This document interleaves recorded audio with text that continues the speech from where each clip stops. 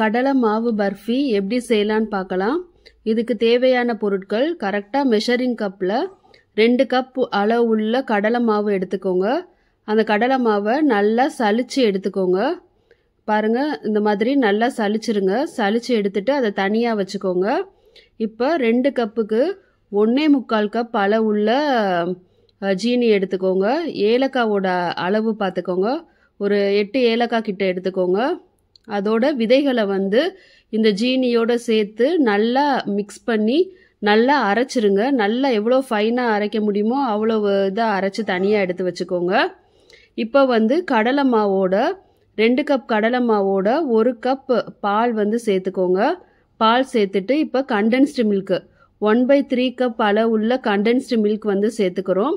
சேர்த்துட்டு கொஞ்சமாக தண்ணி சேர்த்துட்டு இதை நல்லா நைஸாக ஒரு மாவு பதத்துக்கு இதை கிளறி எடுத்துக்கோங்க.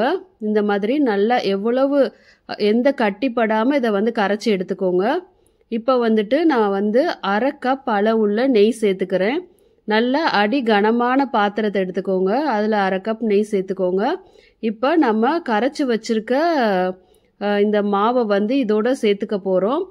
எந்த இடத்துலையுமே அடுப்பை அதிகப்படுத்திடாதீங்க. நல்லா சிம்லேயே வச்சு பொறுமையாக இதை செய்யுங்க.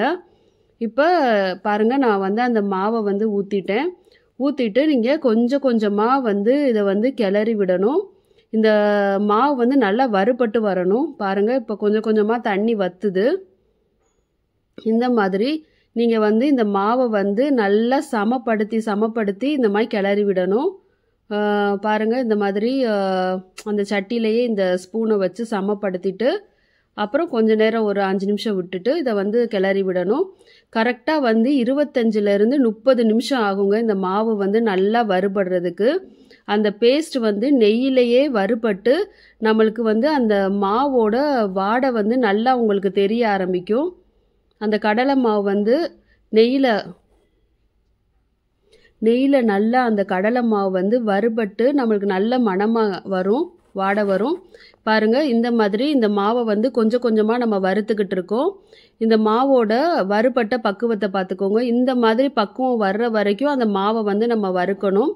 இப்போ ஜீனியும் ஏலக்காவையும் சேர்த்து அடித்து வச்சுருக்கத நல்லா அதோட போட்டு நல்லா கிளறி விட்டு ஒரு 5லேருந்து 10 நிமிஷம் நல்லா கிளறி விடுங்க.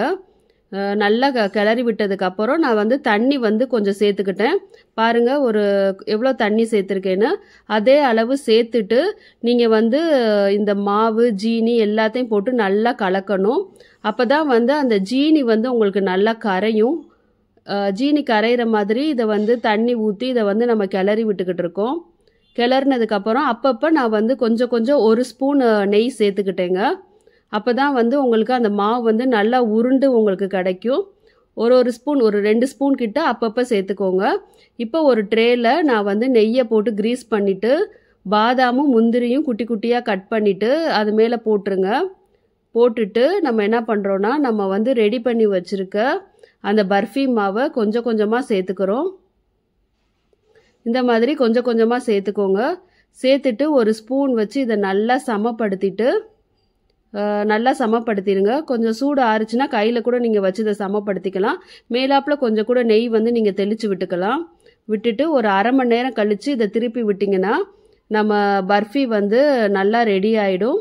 உங்களுக்கு தேவையான சைஸில் இந்த பர்ஃபியை நீங்கள் கட் பண்ணிக்கலாம். இந்த மாதிரி இதை பீசஸ் போட்டுக்கோங்க. போட்டுட்டிங்கன்னா நம்மளோட கடலை மாவு பர்ஃபி ரெடி ஆகிடும். பாருங்கள், இதோட பதம் எப்படி இருக்குன்னு. பர்ஃபி ரெடி.